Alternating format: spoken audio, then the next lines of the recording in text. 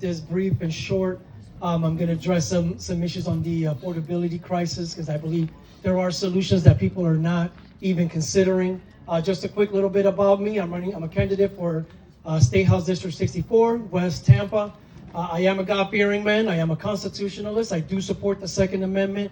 I'm looking at my goals is to protect parental rights, child education, support our veterans, and protect our natural resources. But one of my goals is also to give pioneer solutions on affordability because everybody talks about wanting to make things affordable and they're not.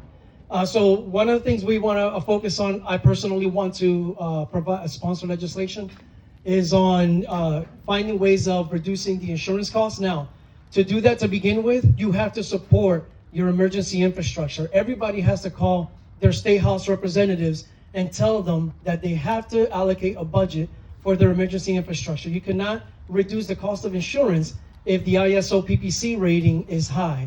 When an insurance company looks at your home and they're gonna give you insurance for your home, and the ISO PPC rating is something that they go by. Now, this isn't gonna be the end all be all. You need different parts to lower the cost of housing, for example. I have two solutions. One, we have to support our firefighters. We have in Hillsborough County, for example, we have a shortage of 20 to 25 fire stations. I don't know how many you have here in Pasco County, but if you are able to supply those fire stations across the area, then the ISO rating can decrease. Insurance companies will look at least 5 to 20% savings on your insurance cost. So if you're not making the call, making them aware of this kind of stuff, they're not going to do anything about it because no one's really raising any concerns. So just want to bring that up on the property taxes. We have departments that are constantly sucking from the taxpayers and they're just tax spending departments.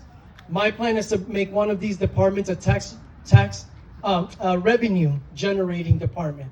And we can do that because there are business transactions right now that are occurring that the state has assets it can leverage in between those business transactions. And by leveraging these assets, we can take a marginal profit between these transactions by providing a service, not taxing the corporations. You don't want to tax the corporations, you don't want to tax the people, you want to provide a service to these businesses, a service, by the way, that they're already paying for, and there's an itemized line in the budget already, month after month, year after year, they're paying for these services. We can get in there with the state assets, leverage it for a marginal profit, and the best part is we don't have to take the burden of the labor. There are companies already that provide that service, and we have a purchasing department that can provide those contracts to those companies. So we don't need to absorb the burden of the labor. We can pass that labor to the ones that already provide those services. All we have to do is leverage our assets to make that marginal profit. We match the decrease in property taxes by the revenue generated so that no money is missing that could go toward emergency infrastructure. So just those are 2 points that can be added toward affordability, lowering the cost of home ownership, whether you own it or whether you're looking to buy one. I'll keep it short.